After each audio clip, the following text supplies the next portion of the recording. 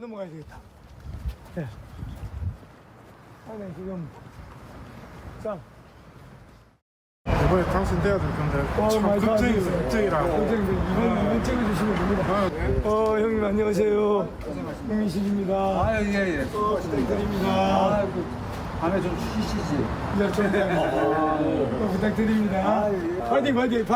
이런. 전 찍겠습니다. 전 찍습니다. 자, 하나, 둘, 셋. 파이팅! 자, 오늘은 여기서 우리 이제 캠프도 문을 닫아서 잠깐 들어가서 이제 1시간 자고 내일 아침에 한 4시 반 늦어도 되면은 어디 있을 겁니다. 뭐 지난주 금요일부터 선거 전날까지 100시간 동안 잠을 안 자고 사람 만나겠다, 시민들 만나겠다라는 건데 그러면서 간이 침대, 캠프에 둔 간이 침대, 또 옷가지들을 걸어둔 모습도 공개했어요. 좀 저런 북갑 주민들 보면 좀 짠할 것 같은데요. 과거에 이준석 대표가 무박 유세를 한 적이 있습니다. 그래서 저런 그 스타일의 이제 유세가 뭐 정치권에 처음 있는 건 아니고요. 다만 이제 본인이 지금 사실 그 여론조사 공표 금지 기간 전에 마지막 여론조사를 보시면 아까 여기 화면에 보시면 아시겠지만 다시 보여드리겠습니다. 지지율이 그렇게 별로 썩 나아지지가 않아요. 네. 오히려 초반부터 계속해서 하락세를 면치 못하고 있거든요. 그러니까 마지막에 저 흐름을 좀 반전시키기 위한 그 노력, 결기 뭐 이런 걸 보여주기 위해서 이제 무박 유세를 선택한 것으로 보이는데 사실은 저런 박민식 후보의 의지는 이미 아마 그 여론조사 공표 금지 기간이 시작되기 전에 사실은 상당한 정도로 그 부분이 여론조사에 좀 반영된 것이 아닌가 이렇게 보고 있어요. 그래서 흔히 그 정치권에서 많이 그 얘기하는 것 중에 공식 선거 운동이 시작된 직후 그때의 여론조사가 그 최종 선거 결과와 일치할 확률이 가장 높다 이런 얘기들이 많이 있거든요. 그래서 저희들의 경험을 보면 이미 아마 그 시점에 박민식 후보는 한동훈 후보와의 이 지지율 격차가 계속 나는 현상 뭐 이런 것들을 좀 반전시킬 수 있는 카드를 그때 썼어야 되는 것이 아닌가 뭐 저는 그런 생각을 가지고 있습니다. 그래서 무박 유세 뭐 그런 결기를 보이는 거 상당히 중요하고 또 그런 것이 필요하다고도 보여지는데 이미 시점상 조금 늦은 것이 아닌가 하는 생각을 갖게 됩니다. 그러면 또 정말 이 선거는 투표함을 까봐야 합니다. 지켜보도록 하고요. 한동훈 후보가 최근 북극곰과 유세를 많이 한다고 하는데 그 인형 탈환의 인물 저 깜짝 놀랐습니다. 만나보시죠. 북구를 부산의 1순위 대한민국의 원래 이 북구곰은 우리랑 무관했습니다. 자원봉사자분들이 입었던 옷인데 제가 정말 미안했습니다. 얼마나 더웠겠습니까? 여러분 오늘 제 북구곰은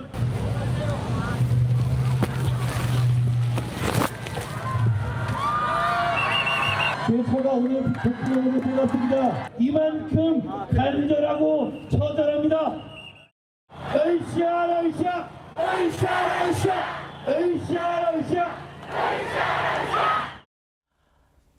북극곰이 아니라 북구곰이군요. 그런데 저 인형탈 이렇게 흥나게 이렇게 춤을 추고 있는 저 북구곰이 아내 진은정 씨였어요.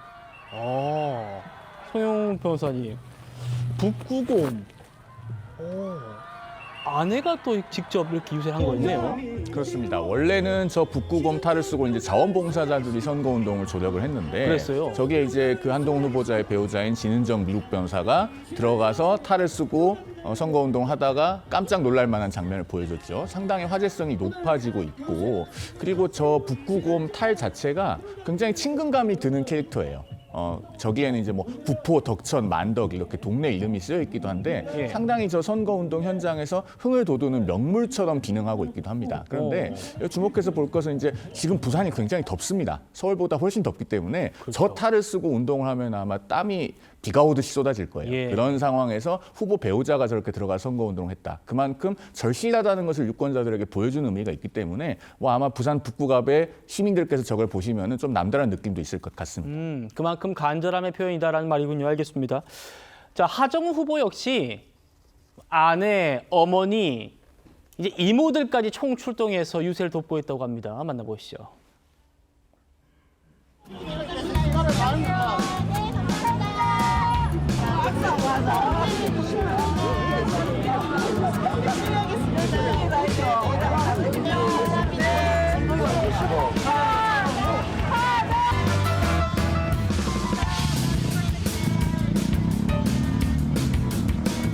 아주 어렸을 때는 국보시장을 하셨고 그 이후에 제가 학교를 다닐 때는 양계장을 하시기 시작했고 어머니도 이제 아버지 따라서 양계장을 하시게 되는데 이모가 저희를 돌봐주면서 그렇게 삼남매가 자랐습니다.